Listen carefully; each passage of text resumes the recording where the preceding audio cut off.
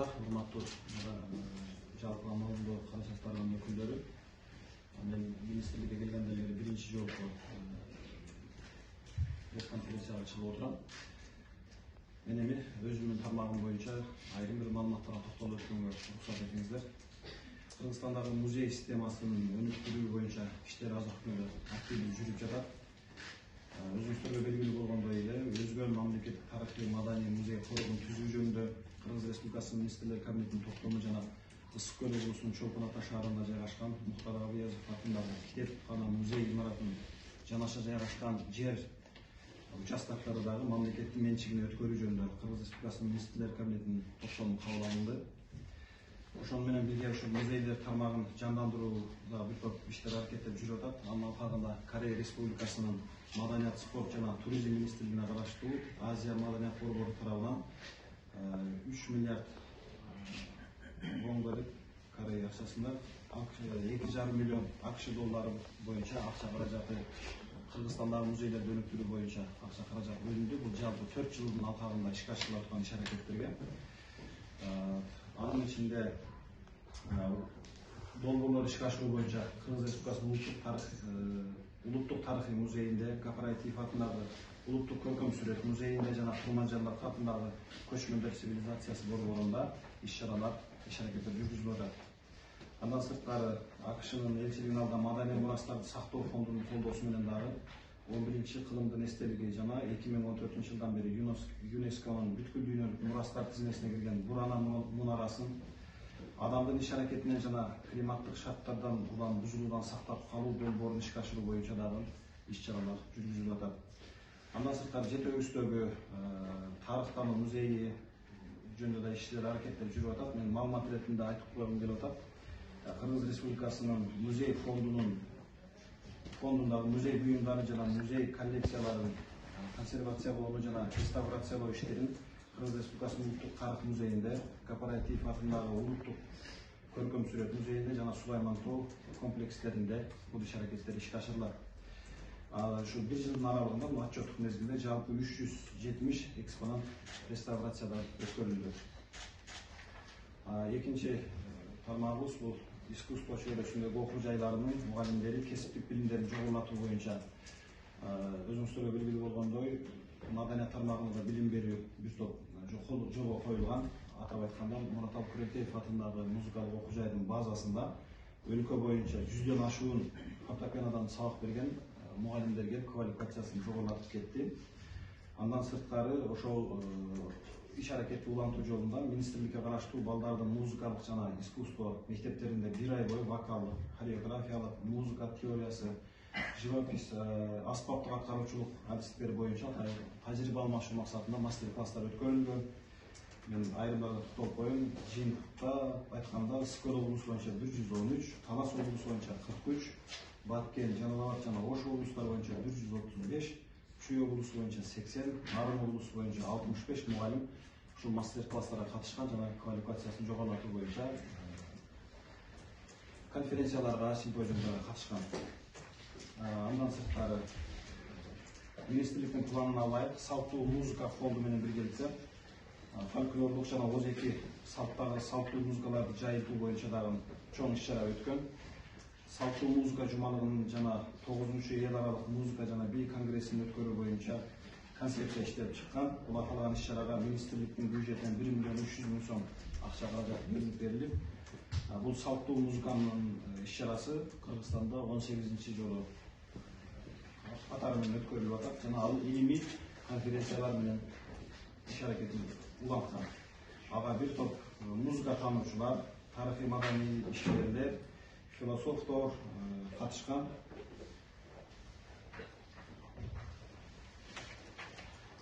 Кесиптик орто жана жогорку окуу жайларынын билим берүү стандарттарына ылайык мамлекеттик тилде китеп чыгаруу иши да колго алынган.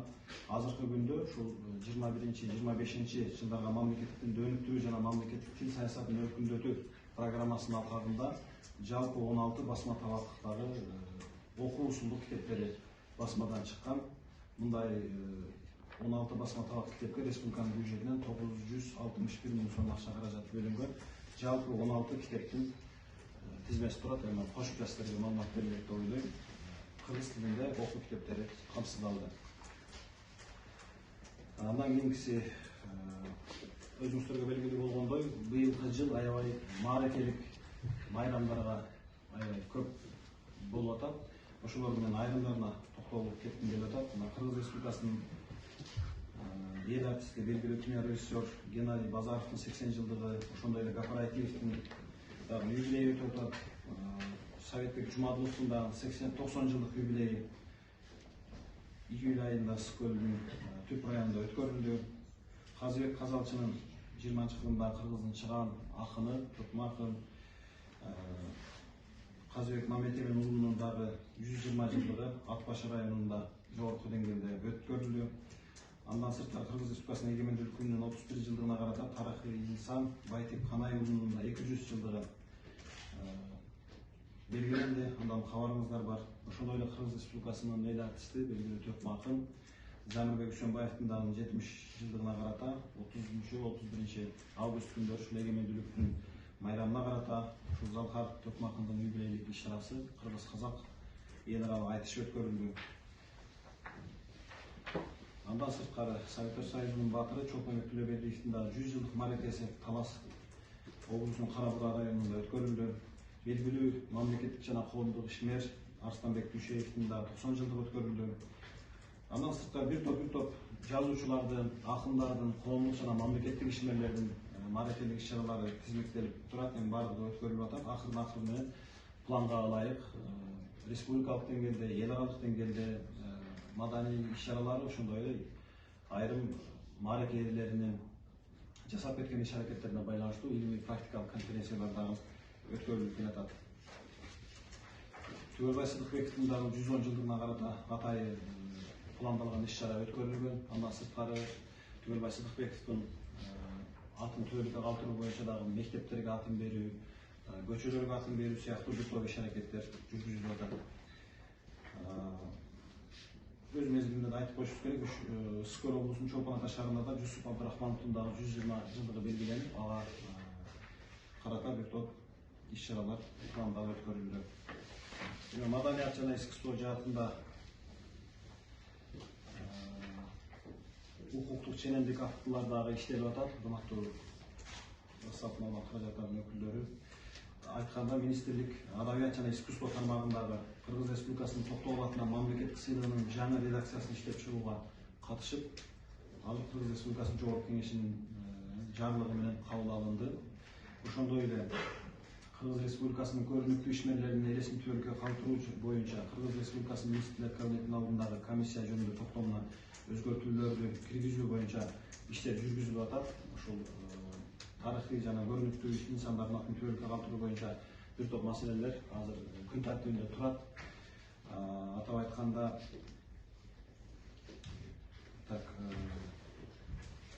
бул жерде мен окуган ызарчылык жок дейм. Бир топ жоболорго, мыйзамдарга өзгөртүүлөр жүргүзүлүп, ошолорду толукталуу боюнча комиссия иштеп атат.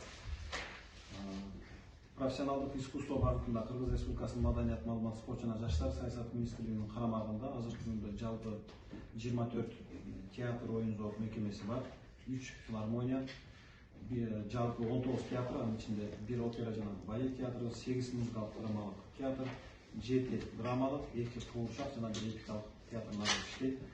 1 циркimiz бар, 1 камералык оркестр иш алып барат. Отчеттук мезгилде бул 1 жыл аралыгында театр, оюн зоок мекемелер тарабынан театрларга байланыштуу жалпы 36 жаңы спектакль кабыл алынды. Жаңы дегенде кандай, мурда коюлуп, акыркы 5 жылда, 10 жылда коюлбай калган спектакльдер кайрадан иштелип чыгып, костюмдары жаңыланып, режиссерлор кайрадан иштеп чыкты. Андан сырткары жаңы авторлордун эмгектери дагы көркөм кеңештен өттү. Жалпылай айтканда, ошол 36 спектакльдер ишке берилди. Көрүүчүлөргө сунушталды. Кино багыты боюнча дагы biraz кыскараак маалымат берип коеюн.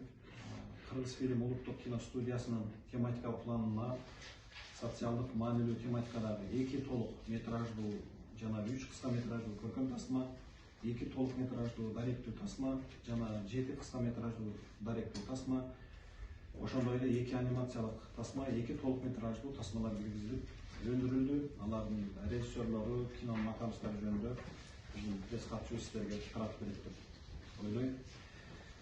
Kalktı kino menен тейлөө тармагында да аталган иштер боюнча кыскачараак баарына токтолбой аттап керектүү жерлерине токтолуп баратам. Журналисттер өзүңүздөргө белгилүү болгондой, Талас облусунун Кара Буу районундагы Семете кинотеатрында кинотеатр ремонтко оңдоп түзөө иштерине муктаждыгы бар болчу. Азыр ошол Талас облусунун өнүгүү фонду тарабынан кинотеатрда капитал оңдоого 6 миллион 927 миң сом берилип, оңдоо иштери аяктап, азыр кинотеатр ишмердүүлүгүн жүргүзүп жатат. Каракол шаарындагы Ысык-Көл кинотеатры Ысык-Көл облусунун өнүгүү фонду тарабынан кинотеатрдын капиталдык ремонту үчүн 10 миллион сом акча бөлүнгөн. Жумгал районундагы Соңкөл кинотеатрына дагы ошол жергиликтүү өнүктүрүү фонддон 10 миллион акча каражаты бөлүнгөн.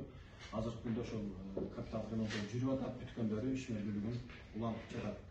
Республиканын аймагында 2022 жылдын 9 ай ичинде мамлекеттик, областык, райондук кино дирекциялар тарабынан 144.800 көрүүчү сеанстар көрсөтүлүптүр. Калган справаларына токтолбой коеюн. Ал эми кино дирекциясы боюнча эл аралык байланыштарына да бир аз кыска маалымат. Жалпы 11 улуттук тасмабыз 10 эл аралык кино фестивалдарга катышып, алардын ичинен 5 мыкты көркөмдүк деңгээлдеги тасма ар кандай даражадагы сыймыктарга ээ болгон. Үстүбүздөгү жылдын 19-23 сентябрында Өзбекстанда өткөн Жибек жолунун бермети кино фестивалында да Кыргызстандан кинематографисттердин катышуусу катышкан. Өзбек кино агенттиги менен биргеликте биздин кино департаменти кызматташуу боюнча меморандумга кол коюуга жетишкен. Ошондой эле Чыңгыз Айтматов атындагы кино үйүндө дагы бир топ кинолор көрсөтүлүп атат, атайын мастер-класстар өткөрүлүп атат. Бул биздин улуттук кино жанданып, өзүнүн өнүгүү жолуна карай багытталганын айткым келет. Эми китепканалар боюнча дагы маалымат айтайын. 2021 жылдын октябрь айынан 2022 жылдын октябрь айына чейин жалпы 104.195 ар кандай китептер, документтер, гезиттер электрондоштурулду. Учурда улуттук китепкананын заманбап инфраструктурасы негизделди. Бул бирдиктүү локалдык тармак, автоматташтырылган жумуш орундары түзүлдү. Эрбиз интеграцияланган китепкана маалыматтык тутум киргизилип, электрондук каталогдор жүргүзүлүүдө, электрондук маалыматтар базасы түзүлдү. Осмонов атындагы улуттук китепкана Кыргыз элинин китепканасында Кыргыз элинин тарыхы жана маданияты боюнча сейрек кездешүүчү баалуу басылмаларды Кыргыздын Манас эпосунун алгачкы басылмалары санап өткөчтүрүлдү. Мен жалпы консулга айтып коюшум керек, ушул улуттук китепкананын алдында Wikipedia сайты иштеп атат. Ал жерге бүт электрондоштурулган кыргыз тилиндеги жана дүйнөлүк классикалык китептердин, көркөм адабий китептердин электрондоштурулган базасы ошол сайтка илинип турат. Окурмандар ошол электрондук түрдө да окуганга мүмкүнчүлүгү бар. Министрлик, Билим берүү жана Илим министрлиги менен биргеликте бүткүл дүйнөлүк китеп жана автордук укук күнүнө карата көп окуган көсөм китеп фестивали 2022 жумалыктар өткөрүлгөн. Ошондой эле китеп жумалыгынын алкагында китеп искусствосу аттуу республикалык кароо сынактын жеңүүчүлөрүнө дагы сыйлыктар тапшырылды, акчалай байгелер ыйгарылды жеңүүчүлөргө. Китеп боюнча жыйынтыктоочу маалымат айтайын. 22 жылдын 23-24 июнь күндөрү Бишкек шаарында 19 эл аралык китеп искусство сынагы өткөрүлгөн. Ага Армениядан, Казакстан, Россия, Тажикстан, Өзбекстан, Кыргызстан катышып, жалпы 77 басылма келип түшкөн. Алар жалпы 10 номинация боюнча сыйлыктар ыйгарылган. Алардын жеңүүчүлөрү дагы акчалай жана баалуу сыйлыктар менен сыйланган. Эми тарыхый маданий мурастардын объектилери жөнүндө дагы айтып коеюн. Бир-эки маалымат.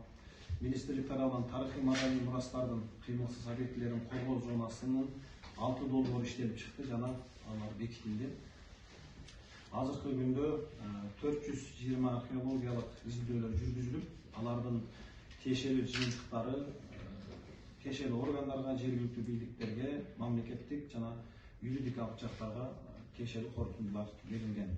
Азыркы күндө Бишкек жана Ош шаарынын башкы планынын алкагында тарыхый жана маданий эстеликтердин коргоонуучу зонасынын аймагына жайгашкан чарбалык жана курулуш иштерин жүргүзүү үчүн 270 корутунду даярдалып берилген. 2022 жылдын апрель айында Япониянын JICA эл аралык кызматташуу агенттигинин көмөгү менен Чүй облусундагы Ак Бешим чалбаарынын аймагында дүйнөлүк маданий мурас объектисин пайдалануу аркылуу туризмди өнүктүрүү боюнча иш-аракеттер жасалды. Мен сөзүмдүн аягында ушул министрлик ушул маданият искусство тармагында жалпы 5 мамлекет менен меморандумга келишимдерге кол коюуга жетишиптир. Булар Кытай Эл Республикасынын маданият министрлиги менен, андан сырткары дагы бир Кытай Эл Республикасы менен келишим, Өзбекстан менен, Венгрия менен, ошондой эле Корея менен жалпылаштырганда министрлик ушул 1 жыл аралыгында 5 мамлекет менен кызматташуу боюнча жана ушул маданиятты, искусствону өнүктүрүү, кино багыты боюнча келишимдерге кол коюптур. Көңүл бурганыңызга чоң рахмат. Давайте вот так сделаем, коллеги. У нас очень много направлений. Мы всего лишь